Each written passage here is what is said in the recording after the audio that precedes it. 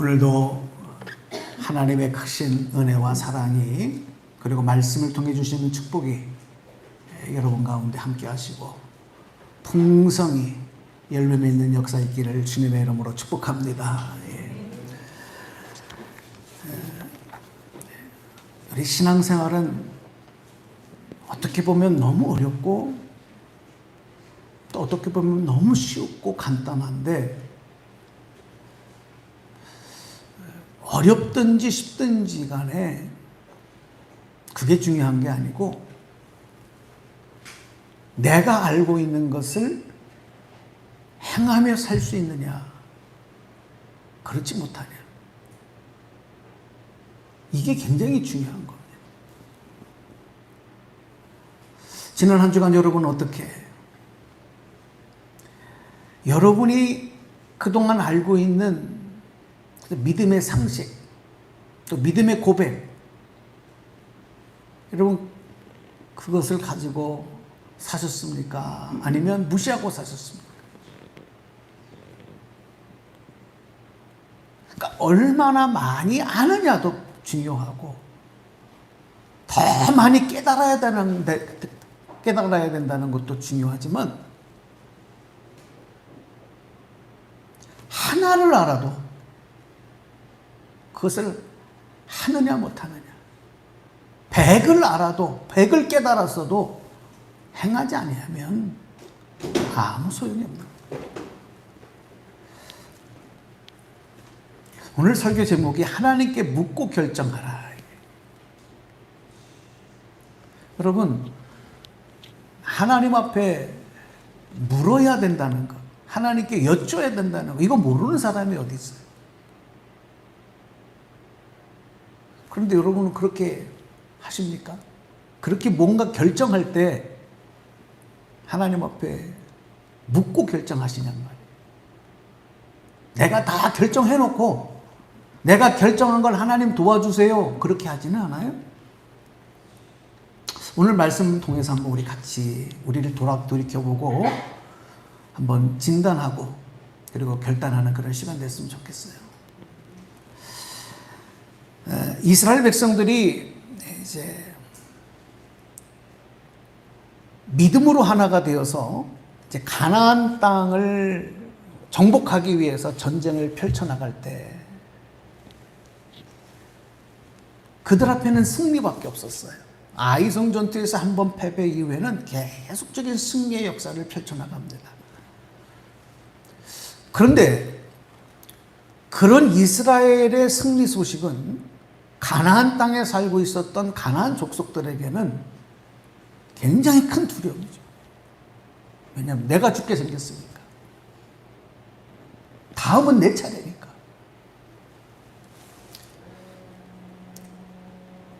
그래서 그들이 이제 자신들끼리 연합해서 이스라엘과 맞서 싸워야 되겠다는 이제 그런 계획들을 가지고 추진할 때입니다. 근데 가나안 족속 중에 가나안은 여러 부족들이 이제 살고 있었는데 그 중에 기브온 족속이 있었어요. 근데 이 기브온 족속들은 다른 가나안 족속들과 연대하는 것을 반대하고 자기들끼리 회의를 해서 우리는 이스라엘 편으로 들어가자. 그렇게 결정을 해요. 자, 근데 문제가 뭐냐면 기브온 족속들이 그렇게 결정을 했다 하더라도 이스라엘이 받아주느냐 하는 거예요. 왜냐하면 하나님이 여호수아와 이스라엘에게 명령하시기를 가나안의 족속들은 다 멸하라 그렇게 명령하셨다는 것을 이 기브온 족속이 잘 알고 있었기 때문에 그런데도 그런 결정을 해요. 그리고 자신들이 가나안 족속이 아닌 것처럼 이스라엘을 속이기 위해서 위장을 하는 겁니다. 가까이 살고 있는 부족 중에 하나라는 것을 속이기 위해서 우리는 멀리서 온 사람들이다. 그렇게 속이기 위해서 낡은 전대, 찢어진 가죽 부대에 포도주를 담습니다. 낡은 옷과 신발을 신어요. 먼 길을 오느라고 다 낡아졌다. 그리고 마르고 곰팡이 난 떡을 자루에 담습니다. 다 위장입니다. 위장. 그리고 이스라엘을 찾아가서 화친을 요청한 겁니다. 그러면서 더하여서 뭐라고 얘기를 하냐면 우리는 하나님의 이름을 들었다. 그리고 일찍이 하나님이 하셨던 모든 일들을 우리는 다 듣고 이렇게 당신들을 찾아왔다. 우리를 당신들의 종으로 삼아달라. 이렇게 얘기를 하는 거예요.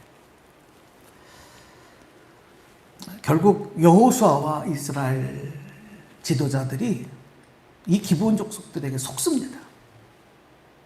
그리고 하나님의 이름을 걸고 그들과 화친 조약을 맺어버리고 말았습니다. 자, 오늘 성경 말씀 우리 본문 앞에 있었던 내용인데 우리 14절 15절 말씀을 한번 소리내서 표준 세번역 말씀을 읽어보겠습니다. 자, 우리 함께 읽어봅니다. 시작.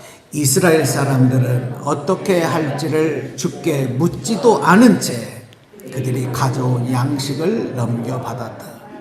여호수아는 그들과 화친하여 그들을 살려준다는 조약을 맺고 회중의 지도자들은 그 조약을 지키기로 엄숙히 맹세하였다.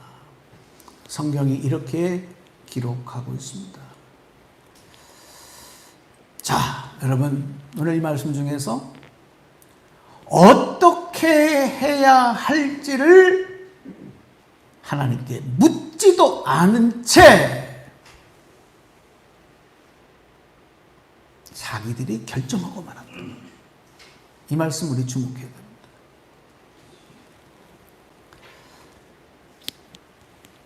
이게 실수고 이게 잘못이었어요.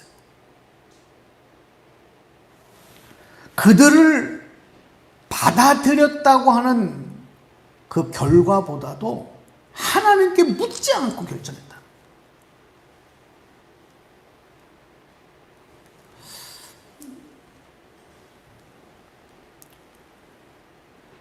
근데 이렇게 결정하고 난 뒤 사흘이 지나고 나니까 이제 다 드러나는 거예요. 아, 저 기브온 족속이 우리를 속였구나. 이 사실이 다 밝혀졌어요. 그런데 여호수아와 이스라엘 지도자들이 하나님의 이름을 걸고 조약을 맺었기 때문에, 맹세했기 때문에 자신들을 속인 기브온 족속을 처단할 수가 없었던 거예요. 그 일로 인해서 지도자들이 백성들의 원망을 듣게 되었다.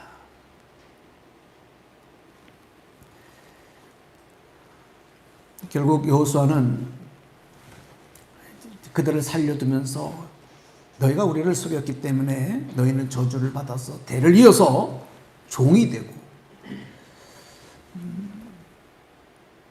여호와의 제단을 위해서 나무를 패고 물을 깃는 일을 하며 살아야 된다. 이렇게 선언을 했습니다. 여러분, 오늘 이 여호수아서에서 기록되고 있는 이 내용을 한번 우리 자신에게 이렇게 적용을 해봤으면 좋겠어요. 여호수아와 이스라엘의 지도자들이 아주 중요한 결정을 내릴 때 하나님께 물어보지 않고 했던 이 실수와 잘못,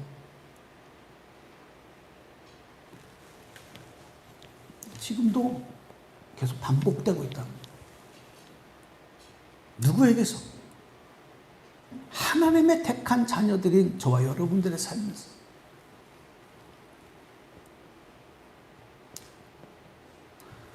그러니까 여러분, 신앙생활이 간단하고 쉬울 수 있으면, 그렇게 신앙생활 하기를 원하면 매사에 하나님 앞에 물으면 돼요. 여러분, 묻는 신앙 갖기를 주님의 이름으로 축복합니다. 하나님 앞에 모든 걸 물으시면 돼요. 하나님 어떻게 하겠습니까? 다윗이 그랬어요. 하나님 나가서 싸워야 합니까? 말아야 합니까? 근데 우리는 내가 결정하는 거예요. 내가. 그러니까 하나님은 나를 그냥 돕는 자예요. 내가 결정한 것을 하나님 도와주시는 분.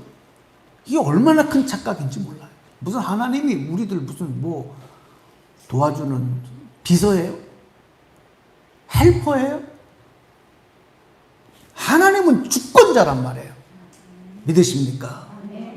하나님은 결정하시는 분이에요. 그런데 내가 결정하고 내가 결정한 걸 하나님 그냥 도와만 주세요. 평생을 그렇게 기도하고 그런 믿음으로 굳어져 있는 분들이 많다는 것이죠.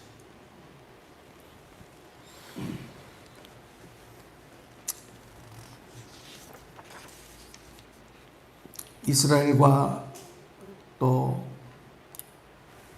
여호수아 이들이 하나님께 묻지 않고 결정한 오늘 이 사건은 그냥 한 번 속고 만 것으로 끝난 것이 아니라 이게 더 나아가서는 하나님 명령을 어기는 잘못을 행하는 그런 큰 영적인 죄가 되는 거예요. 여러분, 연약하고 부족한 우리들은요, 한순간도 하나님 중심의 삶을 살지 않으면요, 누구든지 아차 하는 순간에 인간의 중심으로 생각하고 결정할 수밖에 없는 그런 존재가 우리입니다. 누구든지 다 마찬가지예요. 아차 하는 순간에. 그런데 우리 인간은 우리가 다 인정하듯이 한 치 앞도 내다볼 수 없는 존재잖아요.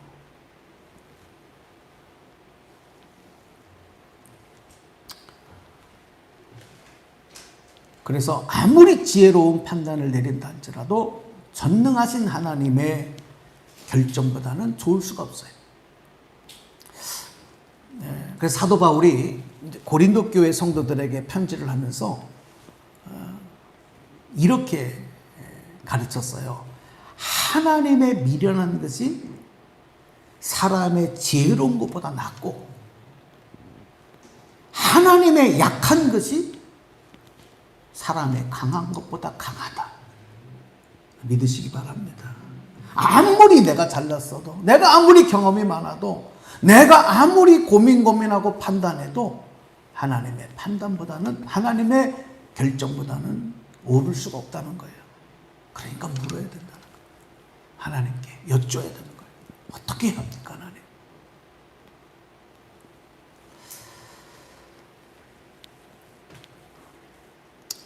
만약 하나님의 자녀된 우리가 이런 믿음으로, 이런 마음으로 살지 않는다고 한다면 그렇게 결정한 것들로 인해서 우리는 계속 후회하는 일들만 생겨요.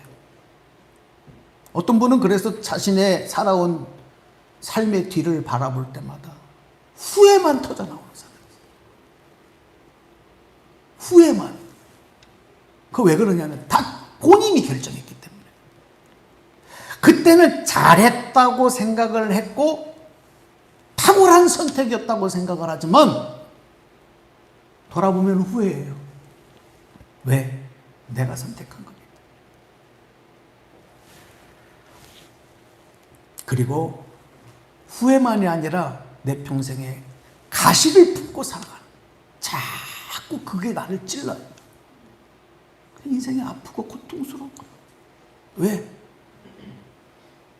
똑같은 세상을, 똑같은 인생을 살아가면서 왜 이렇게 되느냐?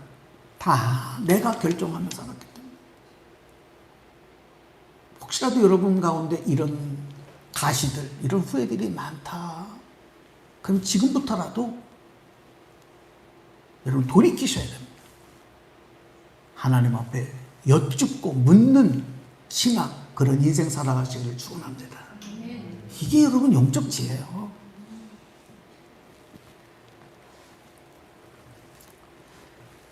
이 기브온 족속이 이스라엘과 화친 조약을 맺었다고 하는 소식이 가나안 족속들에게 이제 전해집니다.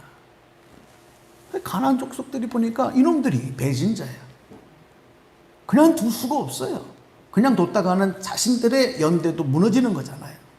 그러니까 배신자가 나오면 배신자는 반드시 이렇게 처단하는 겁니다. 배신자를 처단하지 않으면 나머지 공동체가 무너져요. 그러니까 가나안 족속들도 마찬가지야. 그러니까 연합군대를 만들어서 이제 기브온 공격을 치기 위해 공격을 하려고 하는 계획을 추진하는 겁니다. 이 소식을 듣고 위기에 처한 기브온 족속들이 이스라엘을 찾아와요. 그리고 도와달라 그러는 거죠. 이스라엘은 이제 저들 싸움에 개입을 하는 거예요. 가나안 족속들끼리 싸움에 개입을 해야 되는 일들. 이게 벌어진 거예요. 명분이 없는 싸움을 하게 되는 거예요. 이게 뭐냐? 수치죠.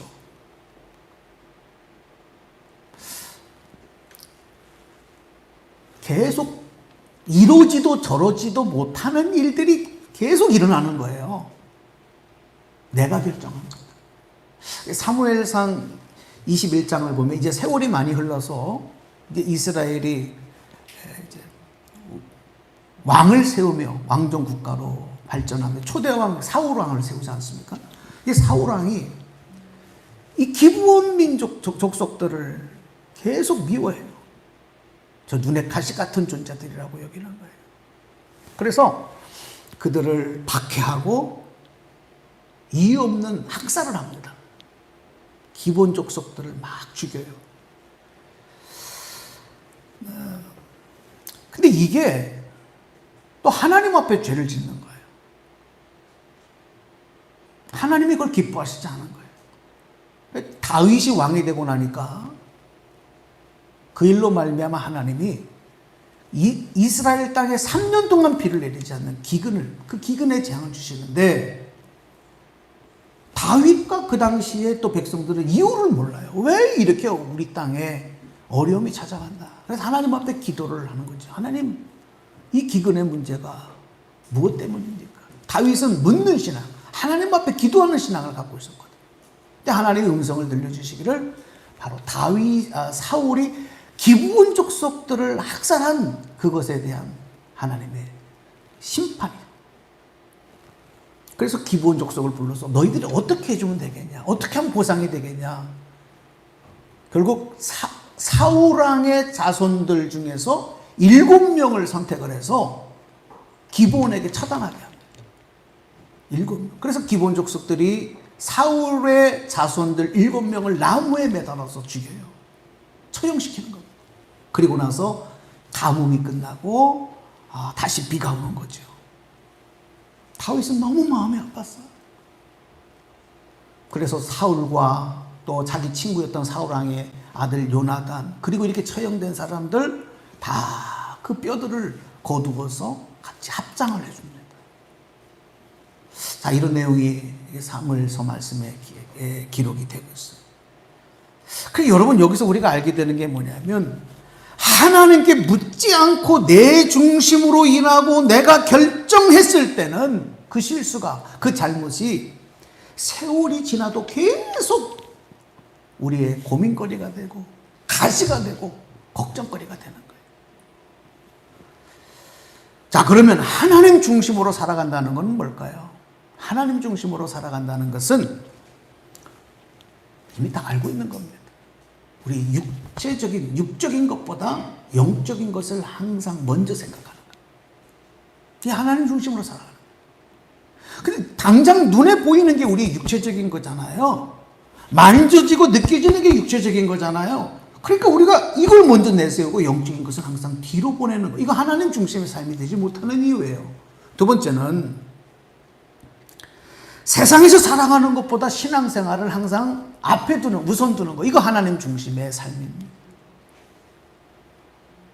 근데 우리는 세상 살아가는 게 우선이고 신앙생활은 그 뒤에요. 시간 날 때, 여유 있을 때 하는 게 신앙생활이지. 먹고 사는 게 우선이지? 하나님 중심의 삶이 되지 않는 겁니다. 또 한 가지는 무슨 일이나 하나님이 이 일을 기뻐하실까, 기뻐하지 않으실까를 생각하는 거예요. 무슨 말을 하든지, 무슨 행동을 하든지, 무엇을 하든지, 무엇을 먹든지, 누구를 만나든지 하나님이 기뻐하실까? 이걸 항상 생각하고 기도하면서 주의 뜻을 묻고 찾아가는 삶, 하나님 중심의 삶이에요. 여러분 그렇게 사시기를 축원합니다. 하나님 중심의 삶을 살아가면 나머지는 하나님이 책임져 주시는데, 하나님 중심의 삶이 아니라 내 중심의 삶을 살면 그 결과도 내가 책임져야 돼. 고통과 후회와 아픔, 슬픔, 억울함. 근데 아무리 이렇게 말씀을 드려도 사람들이 또 돌아서면 금방 잊어버려요. 그래도 육체적인 게 우선이지, 세상살이가 우선이지, 하나님의 기쁨보다 내 만족이 우선이지. 여러분 하나님 중심의 삶을 살면 목사가 아무리 기도해라 말하라 강조하지 않아도 자연스럽게 기도하게 됩니다. 기도의 삶이 될 수밖에 없어요. 뭘 기도하라고 강조를 합니까? 하나님 중심의 삶을 살면 물어야 되니까, 하나님께 자꾸 물어야 되니까 기도할 수밖에 없는 거예요. 그러니까 여러분이 지금 기도의 삶을 살지 않는다면 하나님 중심의 삶을 살지 못하신다는 증거예요.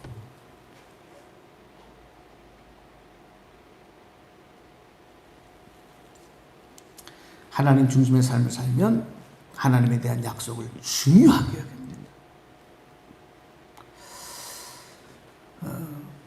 우리는 하나님과의 약속, 하나님은 우리와 맺은 약속을 절대로 바꾸지 않으세요. 약속하신 것은 반드시 지키시는 분. 여러분 믿으시면 아멘 합시다. 우리 하나님은 약속을 어기시지 않는 분이에요. 근데 우리는 형편에 따라서 마음대로 하나님 앞에 드린 약속도 내 스스로 바꿔버려요. 사정이 이래서, 형편이 이래서, 뭐가 이래서 저가 약속인데, 약속은 지켜야 되는 게 약속이잖아요. 그러니까 하나님도 약속하시면 반드시 지키신다. 우리도 하나님 앞에 약속하면 반드시 지켜야 되잖아요. 그 지키지 않는 약속이 뭐가 약속이에요? 여러분 우리가 사람 간에도 상처받는 이유가 뭔지 아세요? 내가 약속했는데, 언제 만나자고 했는데 이유도 없이 약속을 어겨. 내가 이렇게 하자고 약속을 했는데 저 사람이 이유도 없이 약속을 바꿔. 그래서 상처가 되는 거예요. 부부간에도 마찬가지고, 사업하는 거래처에서도 마찬가지고, 돈을 주기로 했으면 주기로 약속을 했는데 안 줘요.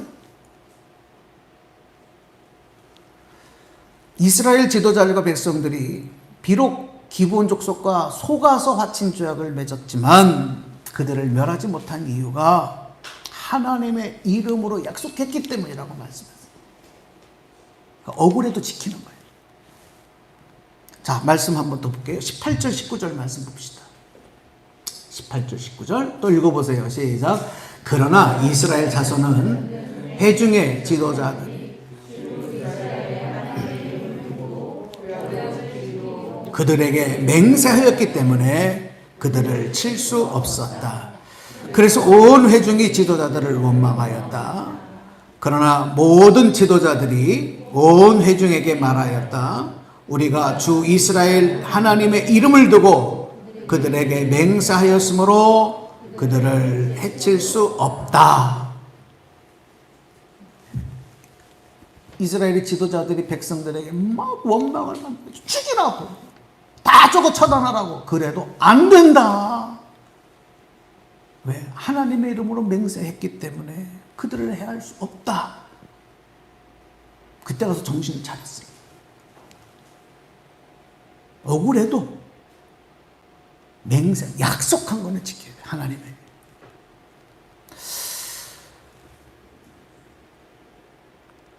사람과의 약속이 아니라 하나님과의 약속. 이걸 절대로 가볍게 여기서는 안 됩니다. 우리가 한평생 하나님 자녀로 살면서 얼마나 하나님 약속을 지키지 않고 파기하고 그렇게 살았나. 이거 회개해야 돼요. 그리고 생각나면 다시라도 지금이라도 지켜야 돼요. 그래야 승리의 삶, 평안의 삶, 하나님 약속하신 것을 주시는, 얻는 삶을 살 수 있는 겁니다. 야곱이 집을 도망쳐 나와서 베델 광야에서 첫날 잠을 자는데, 다 아시잖아요. 돌을 베고 잠을 자는데 꿈을 꾸는, 하늘로 연결된 사닥다리 천사가 왕래하는 그 꿈을 꿔요. 하나님, 그때 다윗이 하나님 앞에 엎드려 제단을 쌓고 하나님 앞에, 하나님 나를 지켜주시면 내가 하나님 앞에 이렇게 하겠습니다. 세 가지 약속을 해요. 세 가지 선언을 해요.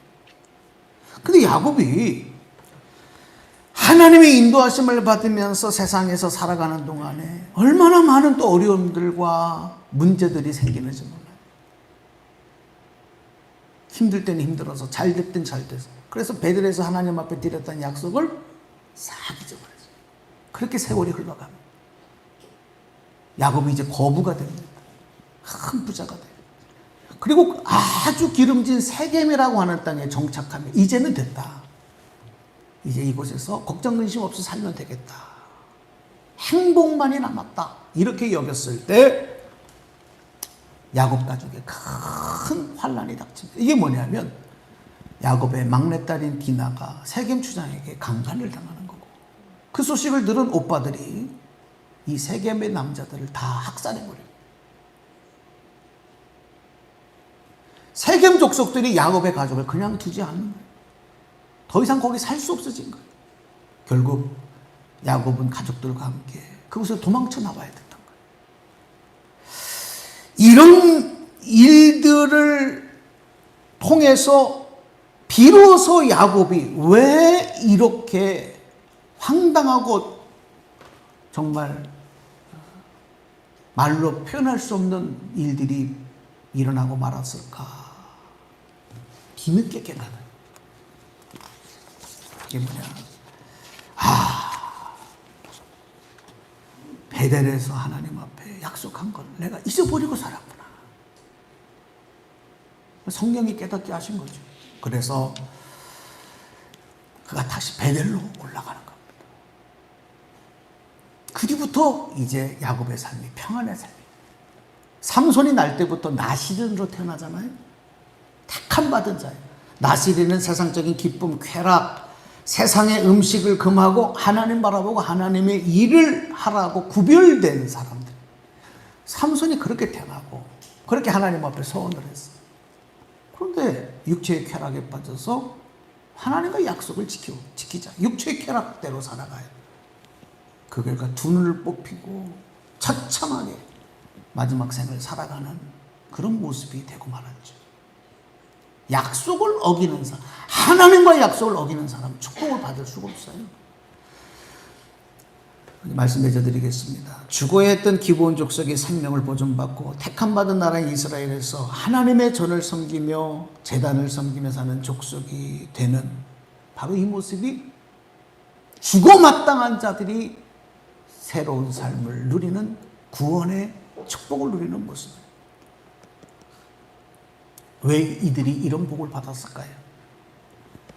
하나님의 명령과 약속을 이스라엘 백성들보다 더 확실히 믿었기 때문에. 비록 이스라엘을 속였지만 하나님의 약속하신 것. 그러니까 우리가 이스라엘 편에 들어가지 않으면 우리는 죽는다는 거예요. 하나님을 두려워하는 믿음.